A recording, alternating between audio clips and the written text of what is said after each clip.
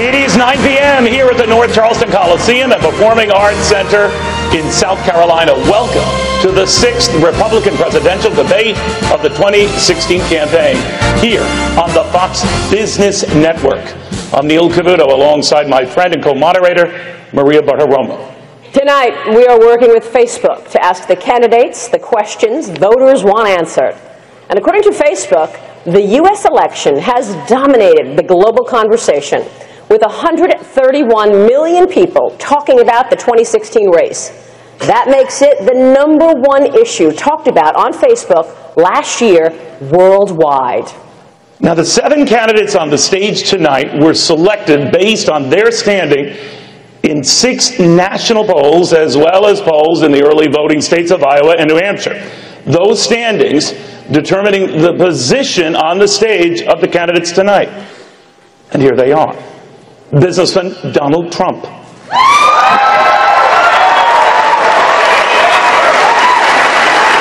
Texas Senator Ted Cruz.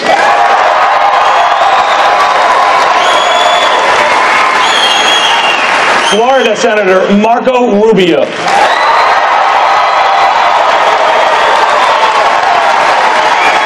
Neurosurgeon Ben Carson. New Jersey Governor Chris Christie. Former Florida Governor Jeb Bush.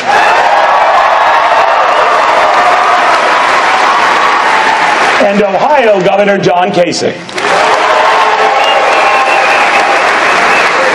Tonight's rules are simple. Up to 90 seconds for each answer, 1 minute for each follow-up response. And if a candidate goes over the allotted time, you'll hear this. So let's get started. Candidates. Jobs and growth, 2 of the biggest issues facing the country right now. In his State of the Union address earlier this week, the president said, quote, "We have the strongest, most durable economy in the world. And according to our Facebook research, jobs is one of the biggest issues resonating across the country, including here in South Carolina. The president is touting 14 million new jobs and an unemployment rate cut in half. The president says that anyone who claims America's economy is in decline is peddling fiction. Senator Cruz, what do you see that he doesn't?" Well, Maria, thank you for that question, and let me say thank you to the state of South Carolina for welcoming us. Let me start. I want to get to the substance of the question on jobs, but I want to start with something.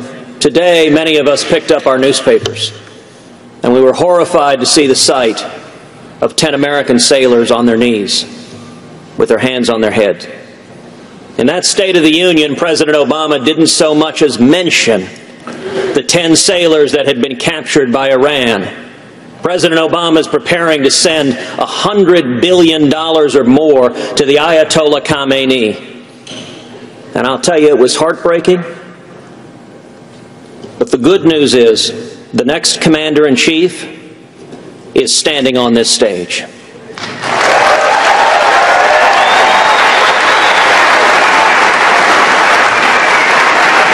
And I give you my word, if I am elected president, no serviceman or servicewoman will be forced to be on their knees, and any nation that captures our fighting men and women will feel the full force and fury of the United States of America. Now on to your substantive question. The president tried to paint a rosy picture of jobs. And you know, he's right. If you're a Washington lobbyist, if you make your money in and around Washington, things are doing great. The millionaires and billionaires are doing great under Obama, but we have the lowest percentage of Americans working today of any year since 1977. Median wages have stagnated, and the Obama-Clinton economy has left behind the working men and women of this country. The reason all of us are here is we believe we should be fighting for the working men and women of this country and not Washington, D.C. Thank you, sir.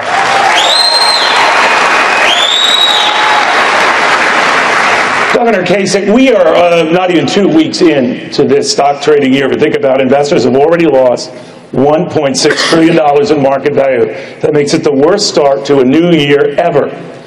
Many worry that things could get even worse and that banks and financial stocks are particularly vulnerable. And if this escalates like it did back when Barack Obama first assumed the presidency, what actions would you take if the same thing happens all over again, just as, in this example, you are taking over the presidency? Well, look, it takes three things basically to grow jobs, and I've done it when I was in Washington when we had a balanced budget, had 4 years of balanced budgets, paid down $500 billion of debt, and our economy was growing like crazy.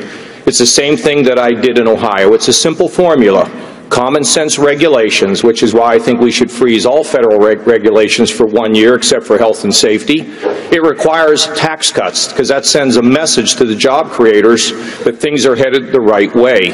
And if you cut taxes for corporations and you cut taxes for individuals, you're going to make things move, particularly the corporate tax, which is the highest, of course, in the world. But in addition to that, we have to have fiscal discipline. We have to show that we can march to a balanced budget. And when you do that, when you're in a position of managing regulations, when you reduce taxes, and when you have fiscal discipline, you see the job creators begin to get very comfortable with the fact that they can invest. Right now, you have taxes that are too high.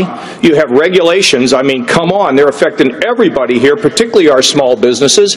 They're in a position where they're smothering people. And I mean, are you kidding me? We're nowhere close to a balanced budget or fiscal discipline. Those three things put together are going to get confidence to job creators, and you will begin to see wages rise. You will begin to see jobs created in a robust economy. And how do I know it? Because I've done it. I did it as the chairman of the Budget Committee working with Senator Domenici, and I've done it in the state of Ohio as the chief executive. Our wages are growing faster than the national average. We're running surpluses, and we can take that message and that formula to Washington to lift every single American to a better life.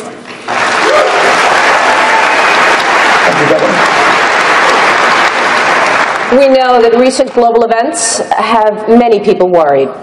Iran detaining American sailors, forcing them to apologize, North Korea and its nuclear ambitions, an aggressive China, and a Middle East that continues to deteriorate. Not to mention, ISIS is getting stronger. Governor Christie, sometimes it seems the world is on fire. Where and when should a president use military action to restore order? Well, Maria, I'm glad to have heard from you in the summary of that question about what's going on in the world, because on Tuesday night I watched Story Time with Barack Obama, and I got to tell you, it sounded like everything in the world was going amazing, you know? The fact is, there's a number of things that the next president's going to have to do to clean up this mess. The first thing is we have to strengthen our alliances around the world. And the best way to do that is to start talking to our allies again and having them be able to count on our word. Lots of people will say lots of different things about me in this campaign and others. But the one thing they've never said about me is that I'm misunderstood. And so when we talk to our allies and we give them our word in a Christie administration, they'll know we're going to keep it. Next, we have to talk to our adversaries. And we have to make sure they understand the limits of our patience. And this president, given what Ted said right at the beginning, he's absolutely right. It's absolutely disgraceful that Secretary Kerry and others said in their response to what's going on in Iran that this was a good thing. It showed how the relationship was getting better. The president doesn't understand, and by the way, neither does Secretary Clinton. And here's my warning to everybody out in the audience tonight. If you're worried about the world being on fire, you're worried about how we're going to use our military, you're worried about strengthening our military, and you're worried most of all about keeping your homes and your families safe and secure, you cannot give Hillary Clinton a third term of Barack Obama's leadership. I will not do that. If I'm the nominee, she won't get within 10 miles of the White House. Just to be clear, Governor, where and when would you use military action? Military action, Maria, would be used when it was absolutely necessary to protect American lives and protect American interests around the world. We are not the world's policemen, but we need to stand up and be ready. And the problem, Maria, is that the military is not ready either. We need to rebuild our military, and this president has let it diminish to a point where tin pot dictators like the mullahs in Iran are taking our Navy ships. It is disgraceful, and in the Christie administration, they would know much, much better than to do that. Governor Bush, the president just told the nation 2 nights ago that America's back and that the idea that our enemies are getting stronger or that this country is getting weaker, well, it's just rhetoric and hot air. Now, other Democrats go even further, sir, saying Republicans even suggesting such comments actually embolden our enemies. I guess they would include you. What do you say? Well, first of all, the idea that somehow we're better off today than the day that Barack Obama was inaugurated President of the United States is totally an alternative universe. The simple fact is that the world has been torn asunder. Think about it. With grandiose language, the president talks about red lines and nothing to follow it up, talks about ISIS being the JV team. They form a caliphate the size of Indiana with 35 to 40,000 battle-tested terrorists. He's missing the whole point that America's leadership in the world is required for peace and stability.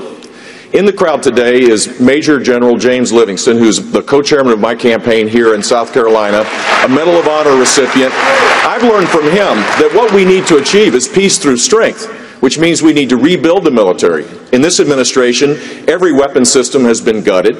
In this administration, the force levels are going down to a level where we can't even project force. Our friends no longer think we have their back, and our enemies no longer fear us. And we're in a much different position than we should be. And for the life of me, I have no understanding why the president thinks that everything is going well. Terrorism is on the run. China, Russia is advancing their agenda at warp speed, and we pull back. As President of the United States, I will be a commander-in-chief that will have the back of the military. We will rebuild the military to make sure that it is a solid force, not to be the world's policeman, but to make sure that in a peaceful world, people know that the United States is there to take care of our own national interests and take care of our allies. So I take it from that you do not agree with the president. No, and worse yet, to be honest with you, Hillary Clinton would be a national security disaster. Think about it. She wants to continue down the path of Iran, Benghazi, the Russian reset, Dodd-Frank, all the things that have gone wrong in this country. She would be a national security mess. And that is wrong. And you know what? Here's the problem. If she gets elected, she's under investigation with the FBI right now. If she gets elected, her first 100 days, instead of setting an agenda, she might be going back and forth between the White House and the courthouse. We need to stop that.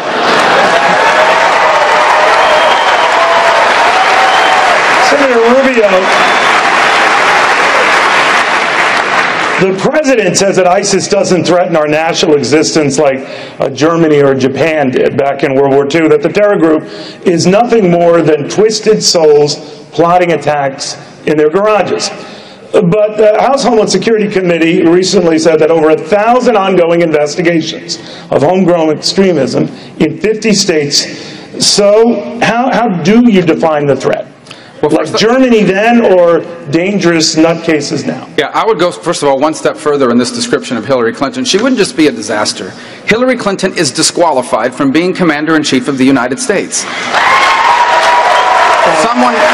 Someone who cannot handle intelligence information appropriately cannot be Commander-in-Chief, and someone who lies to the families of those 4 victims in Benghazi can never be President of the United States. On the issue of Barack Obama does not believe that America is a great global power. Barack Obama believes that America is an arrogant global power that needs to be cut down to size. And that's how you get a foreign policy where we cut deals with our enemies like Iran, and we betray our allies like Israel, and we gut our military, and we go around the world like he has done on 10 separate occasions and apologized for America. He doesn't understand the threat in ISIS. He consistently underestimates it, but I do not. There is a war against ISIS, not just against ISIS, but against radical jihadist terrorists, and it is a war that either they win or we win. When I'm President of the United States, we are going to win this war on ISIS. The most powerful intelligence agency in the world is going to tell us where they are. The most powerful military in the world is going to destroy them. And if we capture any of them alive, they are getting a one-way ticket to Guantanamo Bay, Cuba, and we are going to find out everything they know.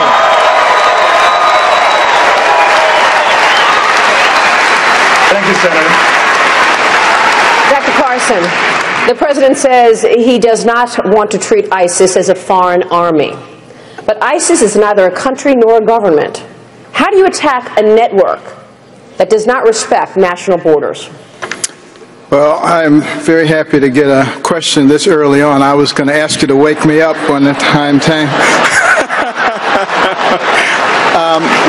You know, I find it really quite fascinating, some of the president's proclamations. The fact of the matter is, he doesn't realize that we now live in the 21st century, and that war is very different than it used to be before. Not armies massively marching on each other and air forces, but now we have dirty bombs, and we have cyber attacks, and we have people who will be attacking our electrical grid. And, you know, we have a whole variety of things that they can do, and they can do these things simultaneously. And we have enemies who are obtaining nuclear weapons that they can explode in our exo-atmosphere and destroy our electric grid. I mean, just think about a scenario like that. They explode a bomb, we have an electromagnetic pulse, they hit us with a cyber attack simultaneously, and dirty bombs. Can you imagine the chaos that would ensue at that point? He needs to recognize that those kinds of things are in fact an existential threat to us. But here's the real key. We have the world's best military, even though he's done everything he can to diminish it. And the fact of the matter is, if we give them a mission and we don't tie their hands behind their back, they can get it accomplished.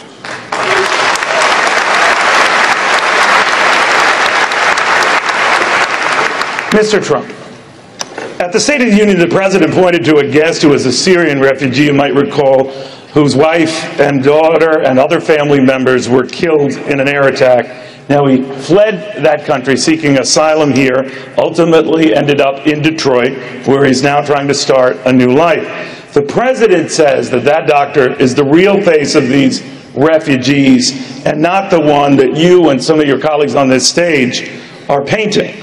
That you prefer the face of fear and terror, and that you would refuse to let in anyone into this country seeking legitimate asylum.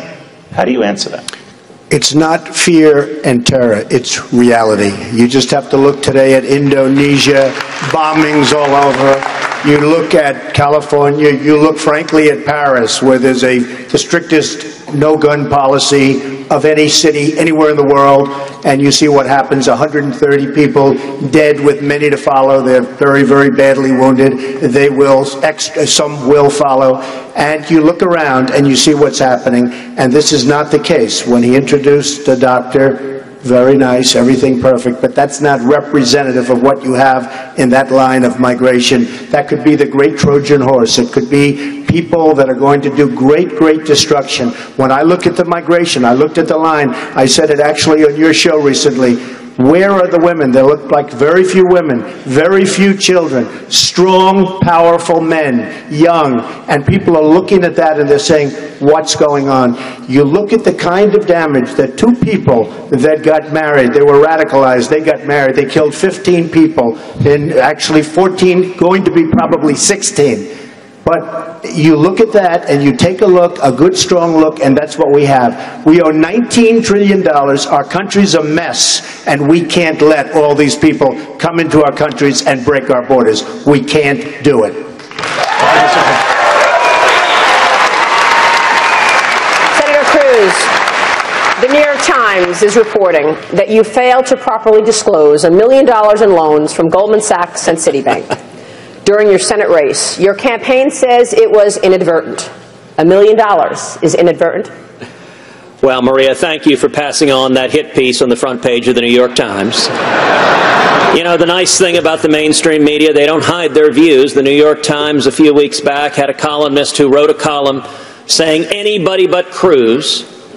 Had that actually that same columnist wrote a column comparing me to an evil demonic spirit from the movie It Follows, that jumps apparently from body to body possessing people. So, you know, the New York Times and I don't exactly have the warmest of relationships. Now, in terms of their really stunning hit piece, what they mentioned is when I was running for Senate, unlike Hillary Clinton, I don't have masses of money in the bank, hundreds of millions of dollars. When I was running for Senate, just about every lobbyist, just about all of the establishment opposed me in the Senate race in Texas. And my opponent in that race was worth over $200 million. He put a $25 million check up from his own pocket to fund that campaign. And my wife Heidi and I, we ended up investing everything we own. We took a loan against our assets to invest it in that campaign to defend ourselves against those attacks. And the entire New York Times attack is that I disclosed that loan on one filing with the United States Senate that was a public filing, but it was not on a second filing with the FEC. Both of those filings were public, and yes, I made a paperwork error disclosing it on one piece of paper instead of the other, but if that's the best hit the New York Times has got, they better go back to the well.